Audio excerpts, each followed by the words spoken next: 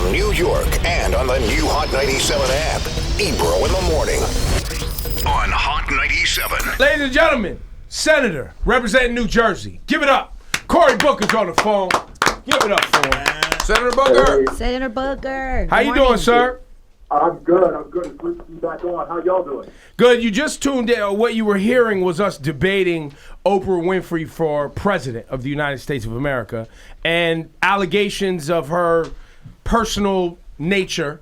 Would they ever come up against her if she ran for president? I say, look at our president now, right? For the rest of history in America, the president of the United States has so much going on personally that didn't prohibit him from the office. How could anyone in future be afraid of their personal life coming to bite them? Do you agree? Well, first of all, there's different standards for different folks. I mean, Barack Obama basically had to be nearly a saint. Yep. True. And with credentials and the like. It was a very different standard held for Barack Obama. A very different standard for Hillary Clinton, frankly, than was held to Donald Trump. So I don't know what the future holds. But that was pre-Donald, though. That was all pre-Donald. Post-Donald, everybody gets the giant F out of here. No, that's what you say. But what I was saying, Senator Booker, was that unfortunately, the Trump, what he's good at is plowing through things that are said about him. Not everyone else can necessarily handle things in the way that someone as immoral as he is capable of doing. Yeah, look, he clearly has his base. Clearly, is not only not. I don't even know if they're willing to forgive him. They just don't believe the things that are being said about him, despite the fact that you have more than a dozen women coming forward with sexual harassment. Despite the fact that he straight up lies, I'll release my tax information. I'll do this. I'll do that, and doesn't do it. His base doesn't seem to believe that. I don't know what the future is going to bring. I just know that he is the president, and we have got to do everything we can to block and stop his attempts to hurt communities like ours in the New Jersey, New York region. Now, Senator, do you support Oprah Winfrey for president in 2020? Great question, Ebro. So that's like asking me, Oprah's a friend of mine. I've gotten to know her over these years. Different level name drop. I know. I'm so sorry about that. It's all right. You had to do it. Yeah, I had to. I want to preface this by, as great as people really think she is, having gotten to know her over the last decade plus, she's even greater. She is truly an extraordinary human being, and it would be great for this country if someone like that made the choice and the sacrifice to become a candidate. Now, Cory, let me ask you, because we've been having this debate over the last couple of days since her speech at the Golden Globes, where I said, you know, a lot of times you have people in politics and they come up through politics and they are politicians. And they do political things, you know, to get things done, you know, things that they don't necessarily want to support. Sometimes they have to support to get something on the other side, and we watch their resume. Somebody like a Oprah Winfrey or even a Donald Trump, when they decide to, you know, take on getting that job as president, a lot of times we like them because they're not politicians. Right? Like we believe who they say they are. We've watched them. We feel like they know them. Do you agree that having these non-politicians run for president is a good idea? This is a loaded question against a man who's a politician who people have considered for running for president in the future. Come on, man. All right, he knows that. Look, I think integrity and authenticity is what I want. There's a lot of folks in and out of politics who manifest that. And look, there's some people I serve with in the Senate who aren't household names, who get up every single day. I've seen them in difficult make decisions against their political interests because it's the morally right thing to do. So I just think what the American public needs in their leaders, you know, I always say you can't lead the people if you don't love the people. And we just need folk who are going to step up for office, who have a sincere, authentic, uncompromised love for their communities, are willing to serve and sacrifice to that end. If Oprah calls you, Senator, and says, hey, listen, Cory, I know you've been thinking about making a run at some point yourself, but I'd like you to be my vice president. Would you consider being vice president for Oprah Winfrey? Well, that's not how it necessarily works. To be frank, you got to win a nomination first. I know. We know. It's Oprah, Senator. Oprah, man. Play along. So I will play along to say that if we get to a point one day, as unlikely as frankly it is, because she has indicated I don't think she's necessarily interested in the job, but should she be the Democratic nominee for President of the United States if she called the end of the year VP, let's make some news. I would have a hard time saying no to her. Cory Booker says yes. Winfrey Booker. Now, Cory. I don't want to get myself in trouble with New Jersey. I love my job. No, of course, of course. Let's get to Jersey talk. Well, no, in serious Jersey talk, I've been watching since the new governor won, Phil Murphy, that he said in the first 100 days he was going to make marijuana legal and recreationalize marijuana for the state of New Jersey. And I've been hearing, obviously there's some processes there, but now recently you have Jeff Sessions, the Attorney General, who basically is going to attack states and use federal money to go after states because he wants to keep marijuana not only illegal but criminal. Can you talk a little bit more about what you, Senator Cory Booker, are doing to make sure that Jeff Sessions can't roll back some of this federal marijuana policy? Absolutely. I mean, I introduced legislation called the Marijuana Justice Act many months ago, trying to legalize marijuana on the federal level and, very importantly, expunge people's records who've been convicted of past marijuana crimes. Very important. Very important. Is anybody out there who's been arrested and convicted for doing things that Congresspeople, senators, 3 of the last 4 presidents have admitted to doing, we've got to know that there's a massive injustice. Marijuana enforcement is disproportionately focused on low-income folks, people of color. In fact, there's no difference in America between blacks and whites and Latinos for using marijuana or selling marijuana, but blacks are almost 4 times more likely to be arrested for it than whites. And we've got to begin to address that seismic injustice that's been done, that's destroyed communities, destroyed families, made people with these lifetime sentences where they can't get a Pell Grant, can't get a job, can't get a business license because they have a past marijuana crime. So my bill was a comprehensive one. But now that Jeff Sessions has taken this outrageous step, reversing Obama's policy and really setting up for federal prosecutors to go after medical marijuana dispensaries, or states like Colorado where it's been legalized completely, we're trying to fight this. So I talked with Cory Gardner, who is the Colorado senator, Republican, and we are already talking, I think we're going to meet later on today with other senators to focus on stopping Jeff Sessions' effort to undermine what states are doing. Now, Cory Booker, I believe, this is me personally, and I think there's precedent for my beliefs, that the reason Jeff Sessions is doing this is because big pharmaceutical companies are in his pockets, and the legalization of marijuana hurts big pharmaceutical companies' ability to sell those opioids that we are having young people die hundreds a day because of addiction. So people getting off opioids and choosing marijuana as painkillers or to help them with their epilepsy, depression, eating disorder, sleep, whatever they're dealing with. I believe there's a precedent for that, and I believe that that's why Jeff Sessions is doing that. And also private prisons, because if he could keep locking up black and brown boys for little petty marijuana crimes, he keeps this free, cheap labor in these prisons. Do you see that as well as the motivation here? Well, everybody who listens to you that thinks you might be some kind of conspiracy theorist needs to understand that unchecked corporate power is eroding our communities in ways most folks don't even realize.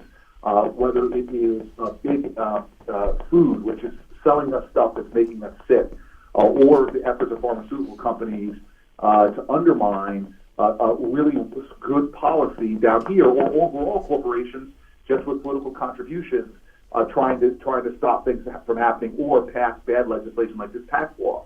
So whatever the motivation of Jeff Sessions, we who live in communities, I'm the only United States senator that goes home to inner city community. I love the Central Ward of Newark where I live, predominantly black and brown community, low income community. We know the fights that we have to deal with when it comes to the criminal justice system, when it comes to an economic system that is now more and more weighted against working class folks, or even just simple things like getting access to health care or getting access to quality education. So Jeff Sessions, and this is why I fought, I broke Senate tradition trying to stop him from becoming the chief law enforcement officer in the land, because I knew he was going to be doubling down on policies the war on drugs, the war on which ultimately is a war on communities of color or a war on low-income communities. What he's been doing since he's been in that job, rolling back the fight against voting rights, taking on the fight against voting rights and trying to create voter suppression, stopping protections against gay, lesbian, bisexual, transgender Americans.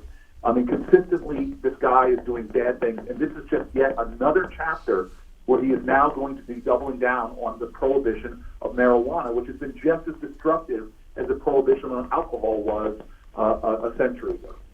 Now, Cory, what the people listening to this conversation right now, what can they do in their homes other than just be aware of this? Is there something that the person going to work right now, other than just knowing this information, something they can do to help you in your fight? Yeah, I don't think it's something that they can do. It's something that we must do, especially our generation. We luxuriate in the blessings that have come from the struggles of our ancestors.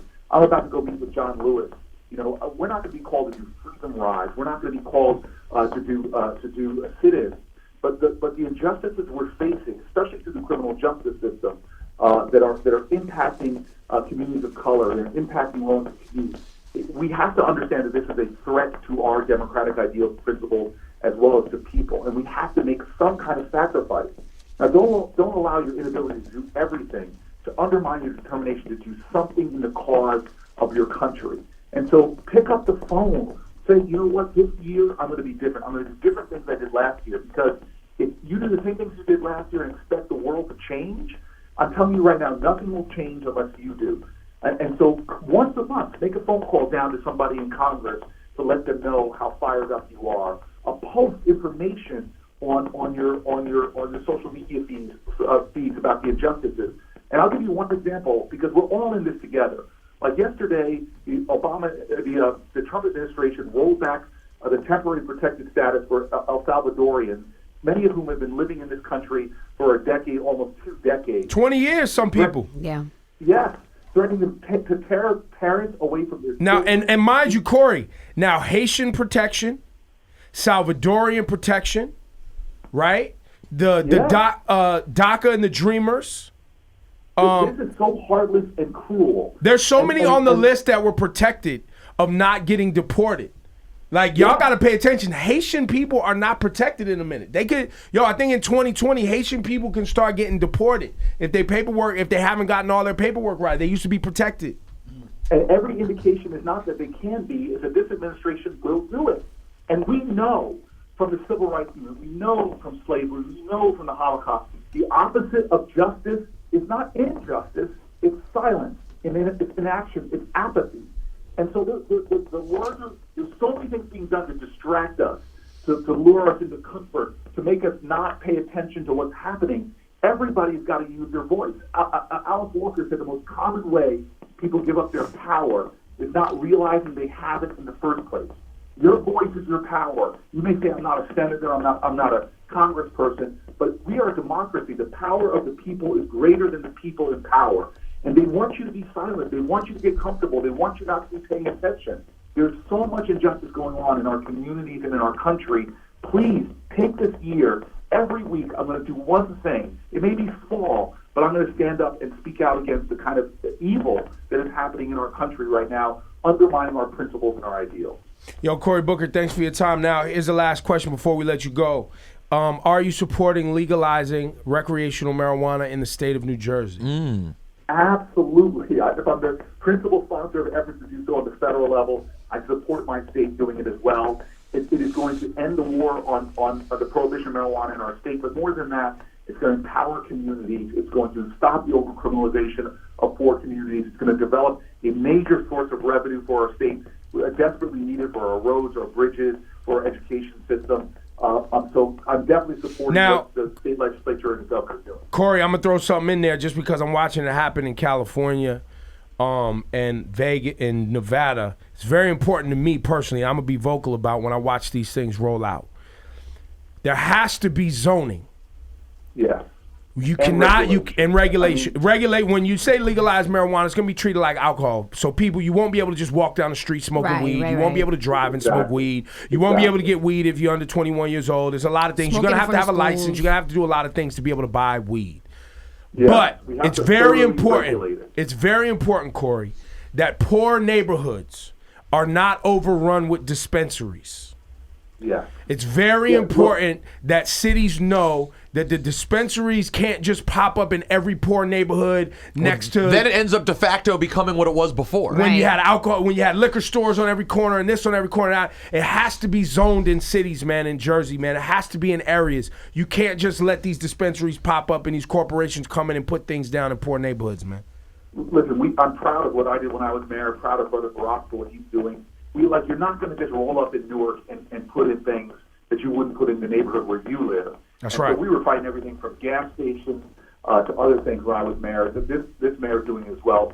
Zoning is so important, and we can't make we cannot allow. Because I'd say, as mayor, we had more calls about alcohol problems, of violence associated with alcohol. Yeah, then weed is going to be nothing. Another thing, Cory, is very important to me. I'm going to say this too. Another thing I'm going to be vocal about, because this is going to be a big deal for Jersey.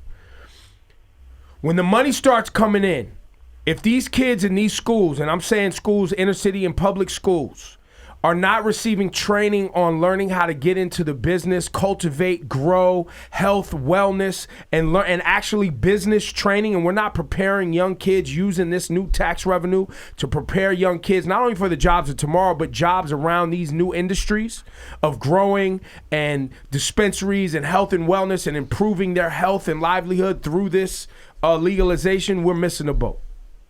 And this brings us full circle. This is why my bill was comprehensive.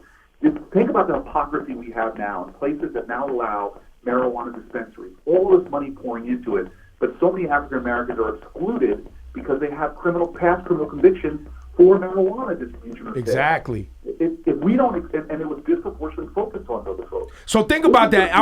Real quick, Cory, I want everybody to use this moment to think about that.